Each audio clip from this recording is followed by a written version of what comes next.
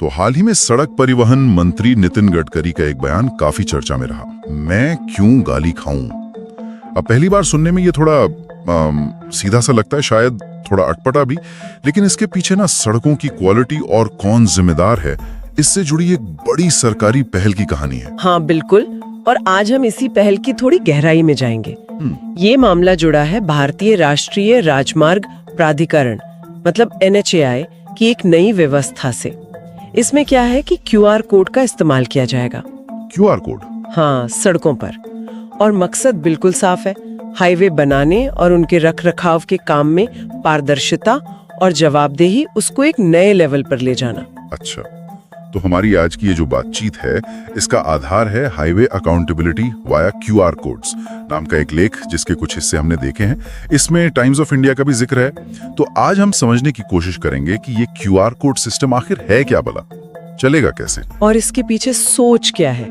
हाँ, और सबसे जरूरी, हम जैसे सड़क पर चलने वाले आम नागरिक के लिए इसके क्या मायने हैं। और देखिए, सिर्फ अच्छी बातें नहीं, हम ये भी देखेंगे कि इसमें असल में चुनौतियां क्या आ सकती हैं, क्योंकि कागज पर प्लान बनाना एक बात है और जमीन पर उसे उतारना वो बिल्कुल अलग होता है।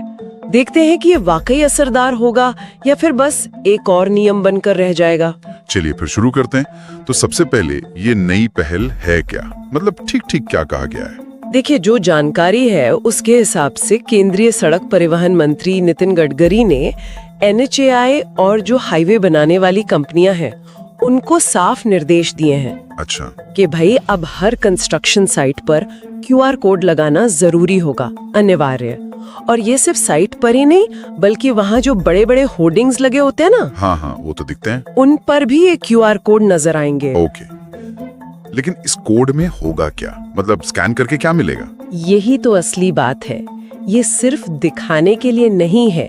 जब कोई भी, मतलब आप या मैं, कोई भी नागरिक इसे अपने फोन से स्कैन करेगा तो तुरंत स्क्रीन पर जानकारी आ जाएगी।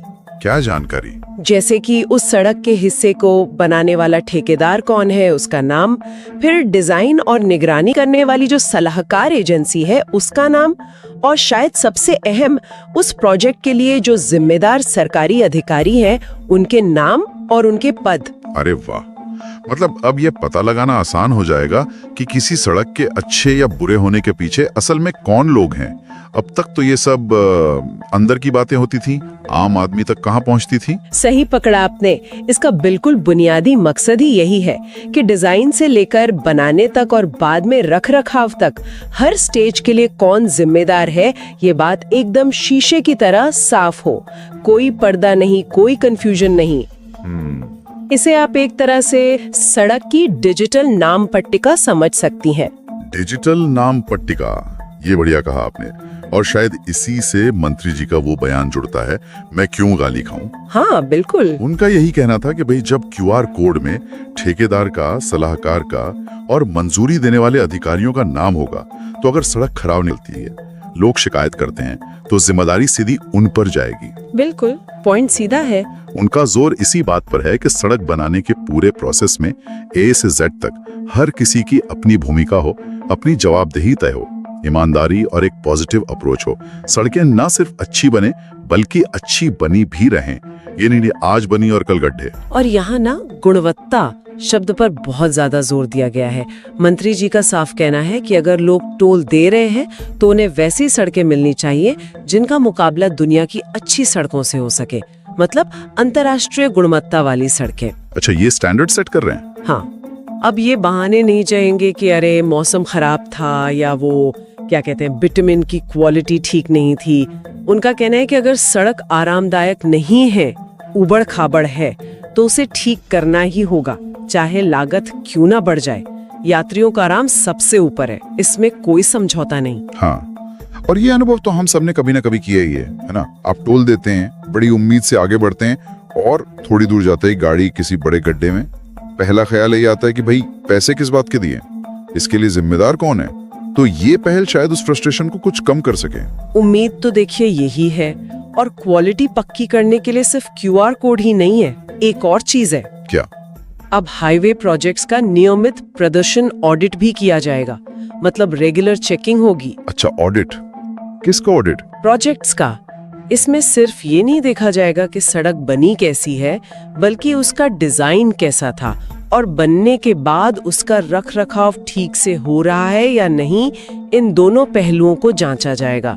मकसद वही है कि अगर कहीं कोई चूक हो रही है, कोई कमी है, तो उसे पकड़ा जाए और जिम्मेदारी तय की जाए। तकनीक का इस्तेमाल बढ़ता ही जा रहा है। पहले क्यूआर कोड, अब ये ऑडिट और शायद वीडियो वगैरह की भी कोई बात थी। बिल्कुल सही पकड़ा। एक और दिलचस्प पहलू है वीडियो वाला।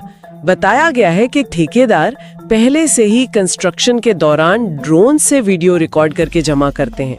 ये शायद पहले भी होता था। हाँ, सुना तो है। लेकिन अब नया ये है कि इन वीडियो को सिर्फ अधिकारियों की फाइलों तक सीमित नहीं रखा जाएगा, इन्हें पब्लिक किया जाएगा, शायद YouTube जैसे प्लेटफॉर्म पर अपलोड करके। पब्लिक YouTube पर? हाँ, ताकि आम जनता भी देख सके कि काम कैसा चल रहा है, कितनी तेजी से हो रहा है, मटेरियल कैसा इस्तेमाल हो रहा है। शायद उतना डिटेल ना दिखे पर अंदाजा लगे, और अगर कुछ गड़बड़ लगे तो आवाज उठा सके। लेकिन क्या आम नागरिक सच में इन ड्रोन वीडियोस को देखकर क्वालिटी का सही अंदाजा लगा पाएगा?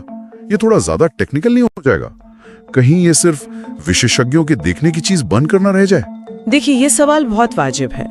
हो सकता है कि शुरुआत में इन वीडियो का एकदम टेक्निकल विश्लेषण आम आदमी ना कर पाए, लेकिन समय के साथ लोग पैटर्न समझने लग सकते हैं। कम से कम काम की रफ्तार कैसी है, साइट पर कितनी एक्टिविटी दिख रही है, ये सब तो दिखेगा ही। ये भी है। और सबसे बड़ी बात सिर्फ ये जानकारी होना कि अरे भाई हमारे काम का वीडियो बन रहा है और वो पब्लिक में जाएगा, ये अपने आप में ठेकेदार और जो निगरानी करने वाले लोग हैं उन पर एक मनोवैज्ञानिक दबाव जरूर बनाएगा। थोड़ी ज्यादा सावधानी बरतेंगे। ये पारदर्शिता का एक नया लेवल तो है ही। अगर हम थोड़ा बड़ा पिक्चर में देखें तो ये सारी पहल ये किस संदर्भ में आ रही है? मतलब सरकार का बड़ा प्लान क्या है? साथ ही देश के जो बड़े बंदरगाह हैं, पोर्ट्स, उनको जोड़ने का भी प्लान है। ये सब करीब 2 लाख करोड़ रुपए की एक भारी भरकम योजना का हिस्सा है। 2 लाख करोड़ काफी बड़ा अमाउंट है।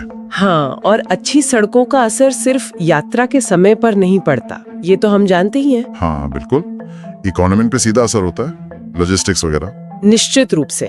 भारत में अंदाजा है कि लगभग 80% माल ढुलाई सड़क के रास्ते होती है। तो सड़कें बेहतर होंगी तो लॉजिस्टिक्स की लागत कम होगी, सामान जल्दी पहुंचेगा, ईंधन की बचत होगी, जाहिर है इससे व्यापार बढ़ेगा। और टूरिज्म? हाँ, वो भी। पर्यटन और जो एडवेंचर ट्रैवल के शौकीन हैं, उनको भी इससे काफी बढ़ावा मिलने की उम्मीद है। सोचिए, अच्छी सड़कों से दूर दराज के इलाके भी आसानी से जुड़ जाते हैं, लोग ज्यादा घूमने निकलेंगे। तकनीक की बात चल रही थी तो एक और शब्द सुनने में आया, प्रीकास्ट टेक्नोलॉजी। इसका क्या मतलब है और ये क्यों जरूरी है? प्रीकास्ट? हाँ, इसका सीधा मतलब है कि सड़क या पुल के हिस्से जैसे स्लैब्स वगैरह वो कंस्ट्रक्शन साइट पर बनाने की बजाय फैक्ट्री में पहले से तैयार कर लिए जाते हैं, एकदम कंट्रोल्ड माहौल में। अच्छा, फैक्ट्री में? हाँ, और फिर उन्हें साइट पर लाकर बस जोड़ दिया जाता है। इससे क्या होता है कि एक तो निर्माण की रफ्तार कई गुना बढ़ जाती है, दूसरा क्वालिटी पर भी बेहतर कंट्रोल रहता है, क्योंकि फैक्ट्री का माहौल साइट के मौसम और दूसरी दिक्कतों से मुक्त होता है। मंत्री जी ने इसे अनिवार्य करने की बात कही है, जो दिखाता है कि तेजी और क्वालिटी दोनों पर जोर है। और पर्यावरण का क्या? अक्सर बड़े इंफ्रास्ट्रक्चर प्रोजेक्ट्स पर यह आरोप लगता है कि बहुत पेड़ काटे जाते हैं। हाँ, ये एक बहुत संवेदनशील मुद्दा है। हमेशा ये टेंशन रहती है विकास और पर्यावरण के बीच, लेकिन यहाँ भी एक संतुलन बनाने की कोशिश का दावा किया जा रहा है। जैसे उदाहरण के तौर पर बताया गया है कि द्वारका एक्सप्रेसवे के निर्माण में करीब 8,500 पेड़ों को काटा नहीं गया, बल्कि उनका प्रत्यारोपण किया गया, मतलब उन्हें उखाड़कर कहीं और लगाया गया। अब ये कितना सफल होता है वो अलग बात है, लेकिन ये दिखाता है कि विकास के साथ साथ पर्यावरण की चिंता को भी शामिल करने का प्रयास है, कम से कम कागज पर तो जरूर। तो अगर हम इन सब बातों को एक साथ रखें तो इस पूरी क्यूआर कोड और पारदर्शिता वाली पहल का महत्व क्या है? मतलब इसके मुख्य फायदे क्या नजर आ रहे हैं? मेरे हिसाब से इसके कई महत्वपूर्ण पहलू हैं। पहला और सबसे साफ है पारदर्शिता और जवाबदेही। जैसा हमने पहले भी कहा, ठेकेदारों और अधिकारियों के नाम पब्लिक होने से वो जो किसकी गलती है वाली अनिश्चितता होती है ना, वो कम होगी। हाँ, पता होगा किस सवाल किससे पूछना है। बिल्कुल, नागरिकों को एक दिशा मिलेगी। दूसरा, क्वालिटी पर जोर। वो अंतर्राष्ट्रीय गुणवत्ता वाली बात। हाँ बिल्कुल, उसका बार बार जिक्र करना सिर्फ एक नारा नहीं है, ये स्टैंडर्ड्स को ऊपर उठाने का एक साफ इरादा दिखाता है। जब पता हो कि आपकी बनाई सड़क की तुलना दुनिया की बेस्ट सड़कों से की जाएगी तो दबाव तो बनता ही है। सही बात है। और आम जनता की भूमिका वो कैसे बदलेगी? तीसरा महत्वपूर्ण पहलू वही है, जन भागीदारी। ये जो वीडियो हैं, QR कोड्स हैं, पब्लिक में जानकारी है, ये सब मिलकर हाईवे प्रोजेक्ट्स को जनता की लगातार निगरानी में लाएंगे। इससे शिकायतों, फीडबैक और समय पर काम पूरा करने का दबाव बनेगा। ये एक तरह से सिटीजन ऑडिट का दरवाजा खोलता है। चौथा, वो आर्थिक पहलू भी है और लॉजिस्टिक्स वाला। निश्चित रूप से लॉजिस्टिक्स और परिवहन में एफिशिएंसी। बेहतर सड़कें जिनका रखरखाव अच्छा हो, वो माल ढुलाई की लागत कम करती हैं, कनेक्टिविटी बढ़ाती हैं और टूरिज्म को भी बढ़ावा देती हैं। ये इकोनॉमी के लिए बहुत जरूरी है। और आखिर में तकनीक का इस्तेमाल। हाँ, पांचवा पॉइंट है तकनीकी अपग्रेडेशन। ड्रोन का इस्तेमाल, वीडियो पारदर्शिता, प्रीकास्ट टेक्नोलॉजी, ये सब दिखाते हैं कि भारत अपने इंफ्रास्ट्रक्चर सेक्टर को मॉडर्न बनाने की कोशिश कर रहा है। ये भविष्य की तैयारी है। सुनने में तो ये सब बहुत ही सकारात्मक लग रहा है। मतलब आइडिया तो अच्छा है, लेकिन जमीन पर क्या सब कुछ इतना आसान होगा? इसमें चुनौतियां क्या हो सकती हैं? जैसे आपने कहा डिजिटल नाम पट्टी का, लेकिन क्या ये पट्टी का हमेशा सही जानकारी देगी? कहीं पुरानी जानकारी तो नहीं दिखेगी? बिल्कुल, ये शायद सबसे बड़ी चुनौती है, कार्यान्वयन, मतलब इम्प्लीमेंटेशन।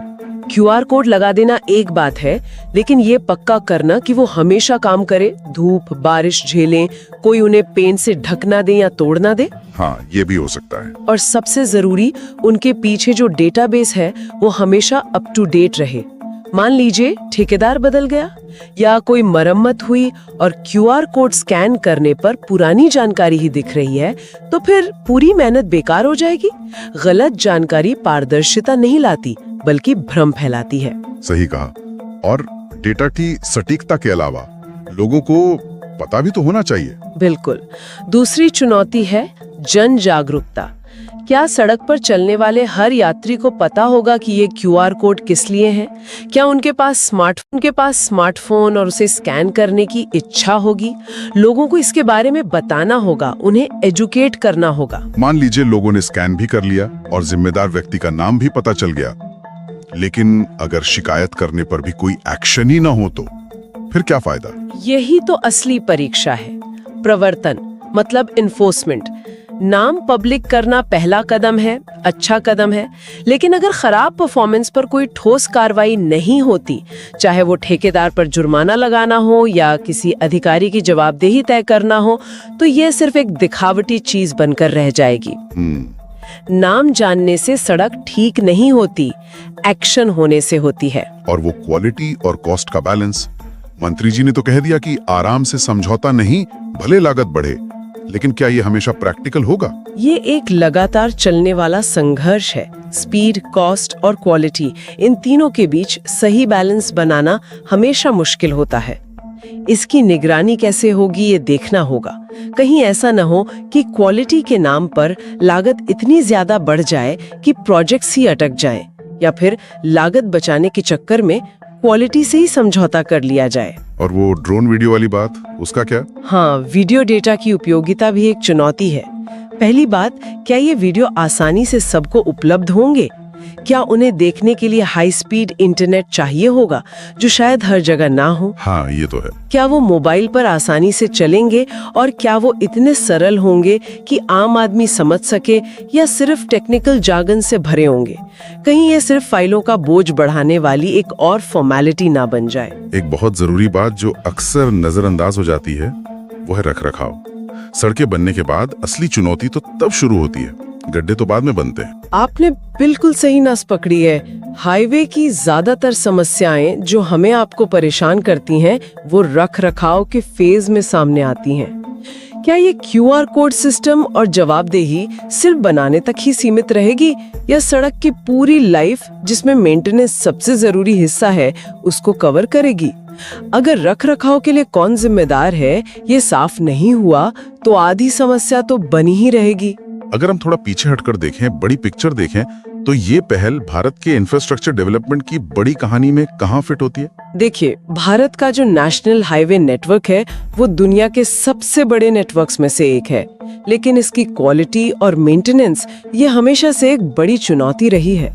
तो ये जो पहल है ये उस बड़ी स्ट्रैटेजी का हिस्सा है जिसके तहत मल्टी लेन हाईवे बनाना, बंदरगाहों से कनेक्टिविटी सुधारना और सबसे जरूरी लॉजिस्टिक्स की लागत को कम करना शामिल है। ये भारत की इकोनॉमिक ग्रोथ के लिए बहुत जरूरी है। और तकनीक का इस्तेमाल भी आजकल गवर्नेंस में एक ट्रेंड सा बनता जा रहा है ना? हाँ बिल्कुल। हाल के वर्षों में हमने देखा है कि सरकार निगरानी और पारदर्शिता के लिए टेक्नोलॉजी का इस्तेमाल बढ़ा रही है, चाहे वो ड्रोन हो, वीडियो हो या जियो टैगिंग हो। ये कदम उसी दिशा में एक और प्रयास है। साथ ही ये जनता की तरफ से जो खराब सड़कों को लेकर शिकायतें आती हैं, उनको एड्रेस करने का भी एक तरीका लगता है। कैसे? जब जिम्मेदार का नाम पता होगा तो शायद शिकायतों का निपटारा बेहतर तरीके से हो सके। इसे आप एक तरह से सिटीजन फर्स्ट अप्रोच, पारदर्शिता और डिजिटल गवर्नेंस की जो बड़ी लहर चल रही है उसके हिस्से के रूप में देख सकते हैं। तो घूम फिरकर सबसे अहम सवाल पर आते हैं। एक आम यात्री, एक आम नागरिक के लिए इसका सीधा मतलब क्या है? उसे क्या फर्क पड़ेगा जब वो सड़क पर निकलेगा? सीधा मतलब ये है कि अगली बार जब आप किसी नेशनल हाईवे पर गाड़ी चला रहे हो और आपको कोई QR कोड वाला बोर्ड दिखे, तो आप रुककर या बाद में उसे स्कैन करके पता लगा सकते हैं कि उस हिस्से की सड़क के लिए कौन-कौन लोग जवाबदेह हैं। ठेकेदार, कंसल्टेंट, अधिकारी।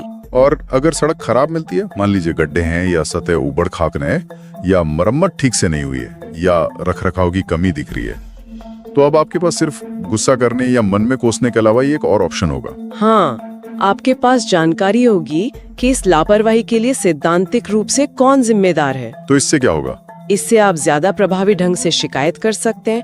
आप अधिकारियों से संपर्क करते समय या ऑनलाइन कहीं शिकायत दर्ज करते समय इस पब्लिक जानकारी का हवाला दे सकते हैं कि देखिए, आपके रिकॉर्ड के हिसाब से ये एजेंसी या ये अधिकारी जिम्मेदार है और यहाँ ये समस्या है। उम्मीद यह है कि जब ठेकेदारों और अधिकारियों को पता होगा कि उनका नाम सीधे तौर पर सड़क की क्वालिटी से जुड़ा है और जनता की नजर उन पर है, तो वे शायद ज्यादा सावधानी बरतेंगे और काम बेहतर होगा। और जो लोग नियमित रूप से टोल भरते हैं, उनके लिए इसका क्या मतलब है? उनके लिए इसका मतलब है कि वे अब ज्यादा मजबूती से ये उम्मीद कर सकते हैं कि जिस सड़क के लिए वे पैसे दे रहे हैं वो तय मानकों के अनुसार हो और उसका रखरखाव ठीक से किया जाए। ये थोड़ा पैसे वसूल वाली भावना को बल दे सकता है कि भाई हम पेमेंट कर रहे हैं तो हमें अच्छी सर्विस मिलनी चाहिए, आपको अपनी चुकाई कीमत का बेहतर मूल्य मिलना चाहिए। तो संक्षेप में कहें तो ये QR कोड पहल कागज पर तो पारदर्शिता, जवाबदेही और सड़क की गुणवत्ता सुधारने की दिशा में एक महत्वपूर्ण कदम नजर आती है। इसमें तकनीक का इस्तेमाल है, जनता की भागीदारी की गुंजाइश है और इसकी शुरुआत मंत्री जी के उस सीधे सवाल से हुई कि खराब सड़कों के लिए उन्हें क्यों जिम्मेदार ठहराया जाए। हाँ, सैद्धांतिक रूप से बहुत अच्छा लगता है। देखिए, आइडिया इनोवेटिव है, लेकिन जैसा हमने विस्तार से चर्चा की, इसकी असली परीक्षा जमीन पर होगी। इसका कार्यान्वयन कितना प्रभावी होता है, डेटा कितना सटीक और अपडेटेड रहता है, जनता कितनी जागरूक होती है और सबसे बढ़कर क्या खराब प्रदर्शन पर वाकई कोई कार्रवाई होती है, इन्हीं सब बातों पर इसकी सफलता टिकी हुई है। और वो रखरखाव वाली बात। हाँ, और ये सिर्फ निर्माण नहीं बल्कि रखरखाव को भी अपनी परिधि में ले, ये बहुत जरूरी है, वरना आधी लड़ाई ही लड़ी जाएगी। बिल्कुल। तो चलिए आज की इस बातचीत को एक सवाल के साथ छोड़ते हैं जिस पर हमारे श्रोता विचार कर सकते हैं। क्या आपको लगता है कि ये QR कोड प्रणाली वास्तव में हमारे राष्ट्रीय राजमार्गों की दशा और दिशा बदल पाएगी, या ये भी सरकारी फाइलों में दब कर रह जाने वाली एक और योजना साबित होगी? और जरा सोचिए, क्या ऐसी कोई और सार्वजनिक सेवा है जहां इस तरह की सीधी विजिबल अकाउंटेबिलिटी, मतलब दृश्य जवाबदेही व्यवस्था लागू करने से आम नागरिक को फायदा हो सकता है? जरूर सोचिएगा।